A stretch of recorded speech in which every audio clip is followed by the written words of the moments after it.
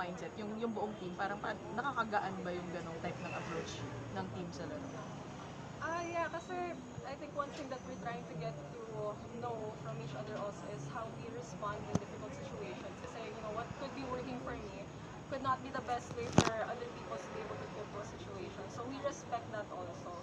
So, syempre, there would be times na kaming seniors, we would be trying to bring everyone back together through one way. Pero as the games pass, nare-realize namin na iba na rin kasing pag-communicate sa next generation, that's one. And iba rin yung mga pinagdaanan namin before coming into the national team. So, everyone just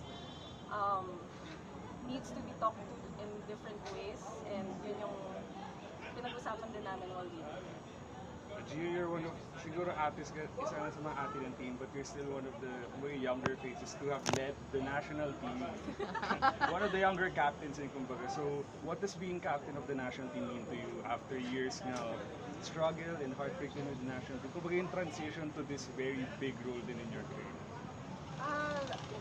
I think my position then as a setter really helps with this role. Kasi sa totoo lang, para sa akin, being a captain is a formality. Ako yung taga-pirma ng papel before a game and after a game. Ako yung taga-kausap sa referee during a match.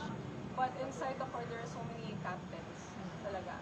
Everyone knows their roles and everyone knows when to speak up and who to speak to and how to speak then. Kasi everyone has had their own experiences being a captain or leader in their own team. So that takes a lot of load off my chest. Kasi I can trust everyone to handle situations the best way they can. So I'm thankful then for that. And you mentioned being a captain din, you were a club captain din, and you mentioned nga something about yung return mo na to the PBL. So, may timetable ka na ba for that return sa on tour or after pa ng national team calendar? Right now kasi it's really national team period and klaro naman po yung usapan namin ng Revistong management that while the last players are needed by the national team, our focus is here. So it's not just me that's in the field from the Revistong family. It's also Maddie and now it's also Tia and Daya.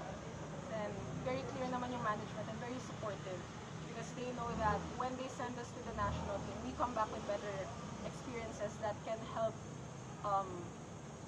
Creamline and Chocomucho in their campaign. So in terms of timeline, I can't answer anything now yet. But when I do, I will be sure to let everyone know. Okay? Thank you, Thank you, Gia. Gia. Thank you, Congrats. super. Sana pasado yung mga sagot na. Pag-picture na lang ako, Gia. Yeah, sure. Pag-picture na lang kami. Funny.